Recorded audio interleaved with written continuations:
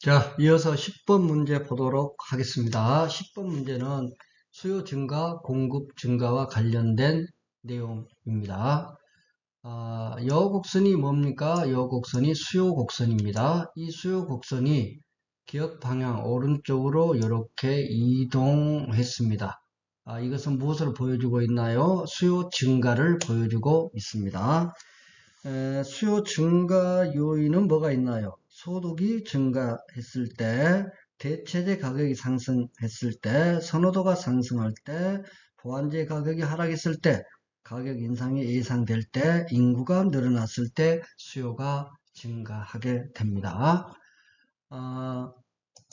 여기는 공급 곡선이죠. 이게 공급 곡선인데 이렇게 니은 방향으로 이렇게 공급 곡선이 움직였습니다. 이동했습니다. 이것은 무엇을 나타내는가요? 공급의 증가를 나타냅니다. 공급 증가 요인으로는 뭐가 있을까요?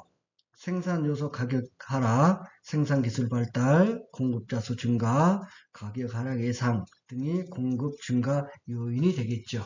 그러한 요인이 발생하면 공급이 증가하여 공급 곡선이 니은 방향 오른쪽으로 이렇게 이동하게 됩니다.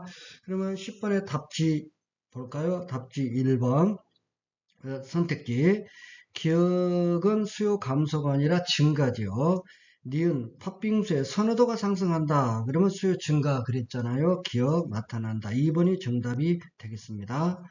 3번 미래에 가격이 오를 것으로 예상이 되면은 공급 증가인가요? 아니죠. 미래 가격이 오를 것인데 지금 팔 거예요? 아니면 가격 오른 뒤에 나중에 팔 거예요? 나중에 팔 것이잖아요. 네. 5번 팥빙수를 판매하는 가게가 줄어들면 가게가 줄어들었으니까 공급 감소죠. 니은이 아니죠. 그래서 10번의 정답은 2번이 되겠고요. 11번 갑니다. 11번은 외환의 수요와 외환의 공급과 관련된 문제입니다. 외환의 수요라는 것은 뭐예요? 외환의 수요는 외화가 우리나라에서 밖으로 나가는 것이고 공급은 반대로 우리나라로 들어오는 것을 말합니다. 그러면 선택지 1번에서 기업의 외국 상품의 수입 그랬어요. 예를 들어서 우리나라가 미국으로부터 상품을 수입한다고 했을 때 물품 대금을 지급해야 되겠죠. 달러로 지급하게 되겠죠. 달러가 나가지요. 수요입니다. 니은의 차관 도입이라고 했는데요. 우리가 미국으로부터 돈을 빌려온다고 합시다. 이때 달러를 가지고 오게 됩니다. 외환의 공급에 해당이 되겠습니다. 그래서 정답은 1번이 되고요. 12번은 간단하죠. 어떤 상품의 공급의 증가 요인을 찾으시오. 그랬습니다. 공급자 수 늘어나면은 공급 증가지요. 마스크 공장 많이 설립되면 마스크 공급 많이 됩니다. 니은 생산 기술 발달하면 단위 시간당 더 많은 제품 만들 수 있고요. 니을 생산 요소 가격이 하락하면은 같은 비용으로 더 많은 제품 만들 수 있겠죠. 기업, 니은, 니을에서 4번이 정답입니다. 보기에 디귿 상품 가격 인상이 예상이 되면은 지금이 아니라 나중에 인상되었을 때, 올랐을 때 팔겠잖아요. 13번입니다. 간단합니다. 13번은 국내 총생산에 대한 개념이죠. 정답은 4번이 되겠습니다. 14번 경제 성장하면 좋지요. 그러나 삶의 질이 경제 성장 정도에 비례해서 향상되는 것은 아니고요. 그것을 보여주고 있는 것이 보기에서 기업, 자원 고갈, 디귿 환경오염, 디귿 리을 빈부격차. 그래서 정답은 5번이 되겠습니다. 15번도 간단합니다. 실업에 미치는 영향 4번이죠. 소득 감소, 생계 곤란입니다. 16번 가지요. 국내 총생산 개념과 관련된 문제입니다. 국내 총생산의 의미는 뭐였어요? 일정 기간 동안 한 나라 안에서 새롭게 생산된 최종 생산물의 가치를 시장 가격으로 환산한 것이다. 이렇게 배웠잖아요. 그래서 이 국내 총생산 개념에는 가산노동, 봉사활동 등은 포함되지 않고 삶의 질 파악이 곤란하다라는 한계점이 있다 그랬잖아요. 그러면 16번 문제에서 1번 중간재 재료, 3번, 4번은 가사노동, 5번은 봉사활동이니까 정답은 2번이 되겠습니다. 17번 갑니다. 통화량이 증가한다. 그 다음에 수요가 공급보다 많다. 생산비가 증가했다. 이런 요인 때문에 물가가 상승하죠. 자, 이런 요인이 계속 발생하면은 뭐가 발생한다고 하죠? 그렇죠? 인플레이션이 발생한다. 그렇죠? 물가 상승, 인플레이션 상황입니다. 거기에서 볼까요? 돈을 빌린 사람, 그리고 기업, 리을, 실물자산 보유자는 유리하지요.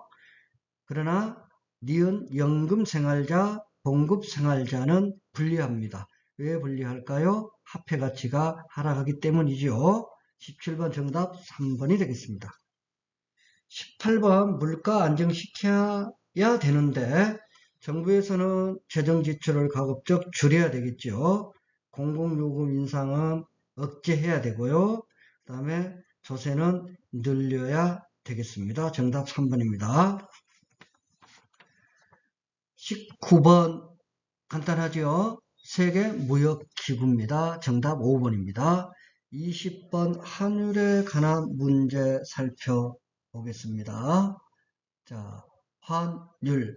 환율은 뭔가요? 두 나라 화폐의 교환 비율을 환율 이렇게 이야기를 하죠. 그런데 여기서 보니까 1,400원이었던 환율이 지난달 1,300원으로 하락하고 이번 달에는 1,200원까지 하락하고 쭉. 자, 이것은 무엇을 말해주고 있나요? 환율 하락을 보여주고 있지요. 자, 예를 들어서 우리나라 돈 1,000원과 미국 1달러를 교환한다고 합시다. 교환 비율.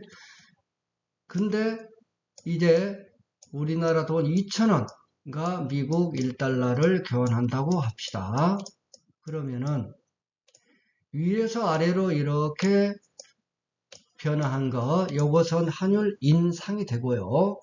아래에서 이렇게 되는 것이 환율 인하가 됩니다. 자, 환율이 인하되면, 환율이 떨어지면은요, 3번, 미국으로 여행을 가려는 대학생은 유리하다. 왜 그럴까요? 예를 들어서요, 10달러를 마련해서 미국으로 여행을 간다고 합시다. 이때는 환율이 이럴 때는, 원달러 환율이 1,000원일 때요, 이때는 10달러 마련하기 위해서 우리나라 돈 얼마 준비하면 됩니까? 1만원을 준비하면 되지요? 만원 준비하면 되지요? 근데 이때는 10달러 마련하려면은 우리나라 돈 얼마? 2만원이 필요하게 되겠죠. 그래서 같은 10달러 가지고 미국 여행 가는데 이때는 2만원이 필요하고 이때는 어때요? 1만원이 필요하죠. 그러죠? 그래서 미국으로 여행을 가려는 대학생은 유리하다라고 볼 수가 있겠습니다. 22번 갑니다. 22번은 민족, 종교, 영토 문제로 인한 분쟁 지역이다. 2023년 올해 전쟁이 발발해서 지금 수많은 민간인이 희생되고 있죠. 어느 지역인가요? 그렇죠. 4번 팔레스타인. 정답 4번입니다. 23번 갑니다. 23번은 국제사회 특성을 묻고 있습니다. 국제사회는 자국의 이익을 우선시하고 원칙적으로 평등한 주권을 지니지만 실제 힘은 논리가 적용되죠. 이것을 보여주고 있는 것이 안전보장이사의 상임이사국의 거부권 행사잖아요. 그래서 정답은 몇 번? 1번이 되겠죠. 24번입니다. 그린피스 국경없는 의사회. 이것은 비정부 국제기구죠. 정답 5번이죠. 개인과 민간단체를 회원으로 하죠. 25번 다국적 기업입니다. 기업 국경을 넘나들며 경영활동하지요. 니은 국가 간 상호 의존성 약화가 아니라 상호 의존성이 더 높아지고 있죠. 디귿 국제관계에 큰 영향을 미치기도 해요. 니을 세계로 그 규모가 작아지는 것이 아니라 점점 커지고 있죠. 그래서 정답은 2번이 되겠습니다. 자, 수고 많이 했습니다. 이상 마치겠습니다.